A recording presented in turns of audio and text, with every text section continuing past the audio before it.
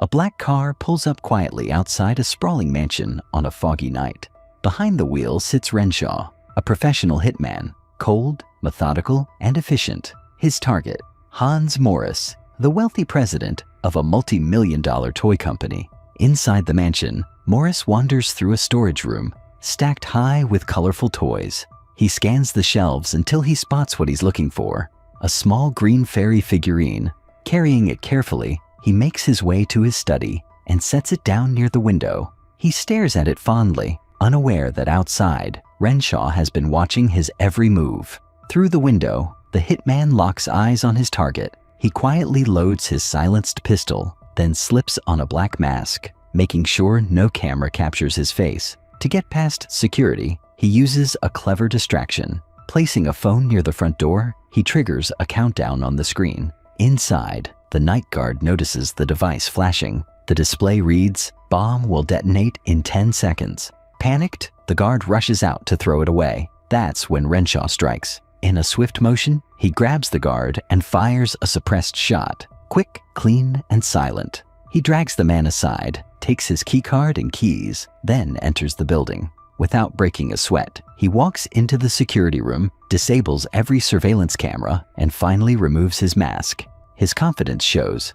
He's done this 100 times before. Down the hallway, a second guard appears. Renshaw doesn't hesitate. Another muted shot, and the man drops instantly. Now clear, Renshaw moves toward the study. Hans Morris stands by the window, still admiring his fairy toy, completely unaware of the danger behind him. The hitman raises his weapon and fires 3 times, 2 to the chest, 1 to the head. The body collapses onto the chair, lifeless. Renshaw walks over, checks for a pulse, and confirms the kill. Then, almost sentimentally, he picks up the green fairy figurine, his usual kind of trophy from every job. On the desk, he notices a framed photo of Morris's mother with a note scribbled beneath it. He glances at it briefly, but doesn't think much of it. Mission complete, Renshaw exits quietly into the night. Moments later, he's seen aboard a plane, relaxed, with music playing through his headphones. He sends a short message to his client. It's done. Renshaw leans back in his airplane seat, quietly satisfied with how smoothly the job went. As the jet hums through the clouds, a woman sitting beside him asks if she can have a piece of gum. He nods politely and opens his bag to grab one. But as he does, the woman's eyes drift toward the small green fairy figurine tucked inside. She raises an eyebrow, surprised to see a hardened man carrying a child's toy, but says nothing. When the plane lands, Renshaw makes his way through the terminal. Every screen flashes the same headline: Toy mogul Hans Morris found dead in his home. The killing has already made national news. Renshaw doesn't react. He simply keeps walking. As he exits the airport, a little girl passes by with a doll strapped to her backpack, eerily identical to the fairy from Morris's office. He notices it, but brushes it off as coincidence. Yet, that feeling of unease lingers. When he arrives at his apartment building, something else catches his attention. At the reception desk, there's a small green toy on display, the exact same model that sat on Morris's desk the night of his death. Renshaw frowns slightly. Still, he says nothing and heads to the elevator. Inside his luxurious penthouse, Renshaw places the green fairy among his growing collection of trophies, items taken from his victims, stacks of money, sunglasses, a fountain pen, a lighter, each a silent reminder of another life he's ended. He admires the view from his window, then stretches out on the couch, replying to a few work emails before dozing off.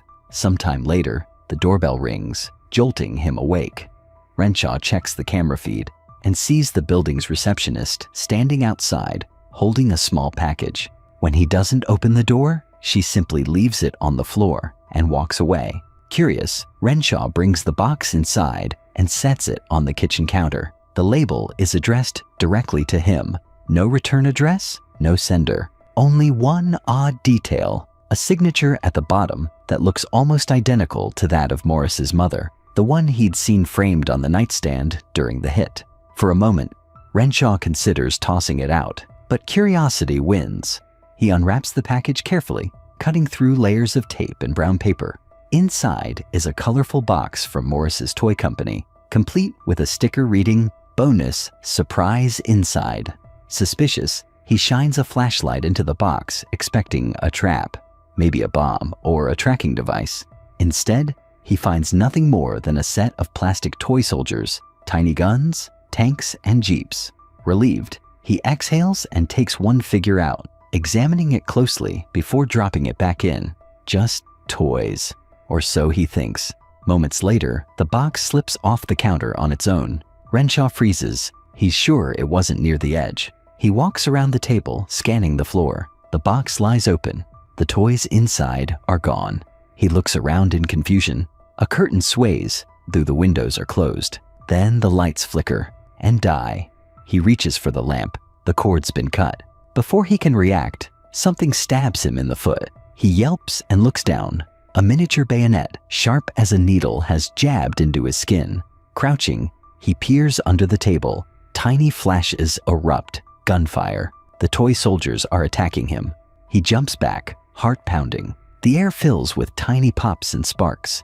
A miniature howitzer cannon fires from under the couch, striking him in the knee. The pain is real. He dives for cover, gritting his teeth, blood soaking through his pants. Renshaw limps toward the bathroom, slamming the door shut behind him. His breathing is ragged. His leg is bleeding badly. Through the mirror, he inspects the wound. Small burns, torn fabric, and embedded plastic bullets that sting like hell. He takes a small mirror and angles it toward the living room to check what's happening outside. To his horror, the soldiers are blowing out every light bulb in the room to plunge it into darkness. Then a cannonball smashes his mirror to pieces. Panicking, Renshaw retreats through the side door to his bedroom. He grabs his pistol, reloads, and storms back out, determined to fight back. From the kitchen cabinet, he snatches a rifle and begins to fire wildly at the swarm of toy soldiers advancing on him. Renshaw fires several rounds, the sound echoing through the apartment. Then suddenly, silence. The gunfire stops. The toy soldiers seem to retreat, their movement fading into stillness. Cautiously, Renshaw steps forward, eyes darting across the room. He moves the couch cushions aside, eliminating their hiding spots. For a few tense seconds, nothing happens. Then, with a deep breath, he flips the entire couch over and freezes. Underneath lie the tiny bodies of fallen toy soldiers. A few survivors rush in to help their wounded comrades, dragging them toward a small plastic jeep. Renshaw stares in disbelief, watching them work together like real soldiers. When he realizes they're attempting to retreat, he acts fast, stomping down on as many as he can. Some fire at him in desperation, their miniature guns sparking. But when Renshaw fires back, even one of his bullets shakes the floor. The sheer vibration knocks them flat. Just as he thinks the nightmare is over, 3 tiny helicopters rise from beneath the table, blades spinning furiously. They zip into the air and open fire, miniature missiles whistling past his head. Renshaw dives for cover. One explosion scorches the wall beside him. He scrambles back toward his bedroom, slamming the door shut and locking it. Panting, he looks in the mirror. His face is cut and bruised, streaked with blood and sweat. He splashes on alcohol, gritting his teeth through the pain, and wraps the wounds as best he can. Before he can even breathe, something slams against the door. A cannonball-sized dent appears, then a hole. Through it, a helicopter bursts in and begins firing. Renshaw ducks behind the sink, grabs a towel and swings hard, snaring the toy midair. He slams it to the ground repeatedly until the propellers snap. Then, with a flash of rage, he throws the wreckage into the toilet and flushes it away. When the others still won't stop, he drops a plugged-in hairdryer into the water.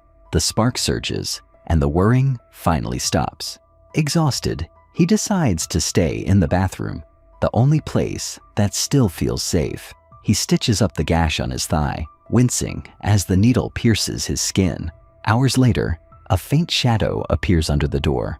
A tiny voice calls out, and a small slip of paper slides through the gap.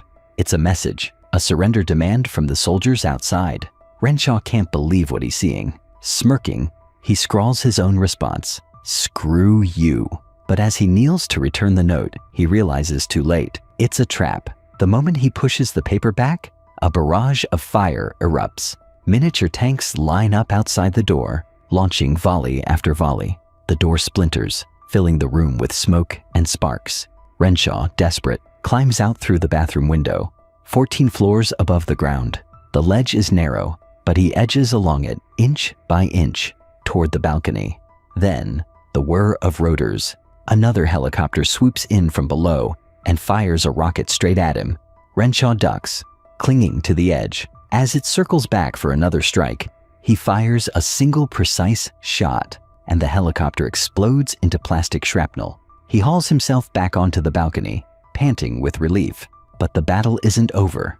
Inside, through the shattered window, he spots more soldiers, setting up another cannon aimed directly at him. Thinking fast, Renshaw grabs a rubber duck floating in the pool. He tosses it into the water as a distraction, then sneaks around the side with a fire extinguisher. As the soldiers turn their aim toward the splash, he unleashes a blast of foam, sweeping them off their feet, but more of them come racing toward him in a tiny jeep, guns blazing. Renshaw grabs a lighter and a spray can, creating a makeshift flamethrower. The tiny army erupts in flames. Driven by fury, he smashes and crushes the remaining figures with a nearby toolbox. Plastic burns and cracks beneath his boots. Finally, it's quiet again. He collapses onto the floor, surrounded by melted toys and smoke. One by one, he counts the charred soldiers, matching their number to the label on the box. When they all line up, he exhales. It's over, or so he thinks. He's forgotten about the small text printed on the back of the box. Bonus surprise inside. Renshaw pours himself a drink, shaking hands, steadying the glass, and steps out for a swim, completely unaware that the real horror is still waiting for him. Renshaw finally lets himself relax. He sinks into the pool, the cool water washing away the smoke and blood of the night. For the first time in hours, the world is quiet. Then, pain, a sudden slice across his wrist. Something beneath the surface has cut him. He jolts out of the pool, clutching his bleeding arm. The wound is deep. He rushes to the kitchen, grabs a needle and thread, and hastily stitches the gash shut, grimacing through the pain. Shaken, he decides it's over. He needs to get out before whatever's left decides to finish him off. He throws on his clothes and leaves the penthouse. But as he steps into the elevator, he realizes too late. The nightmare has followed him. The doors close, the lights flicker, then go black. Sparks fly from the control panel and the buttons crackle uselessly. He's trapped. Renshaw pulls out his flashlight and scans the cabin. Empty. Then the panel flickers again. For just a second, he spots movement. A single miniature commando soldier crouched inside the wiring. Before he can react, it scurries up through a gap in the ceiling, cursing under his breath. Renshaw climbs after it, hoisting himself through the opening. He finds himself between the two elevator shafts, but the one he came from is now stuck. There's no escape.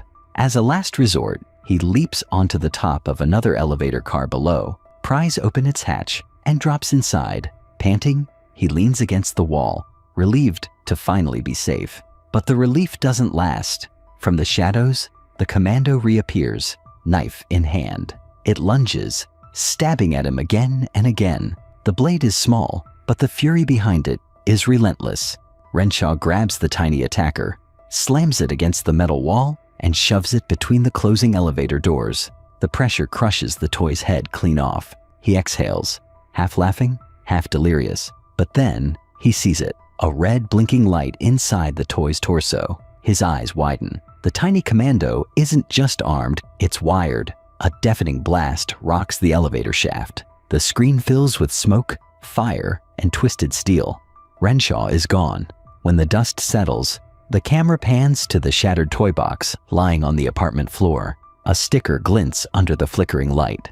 Includes bonus commando and thermonuclear device. Cut to the green fairy figurine sitting quietly on the counter. Its eyes glow faintly, the wings twitch, and it begins to move on its own. Fade to black.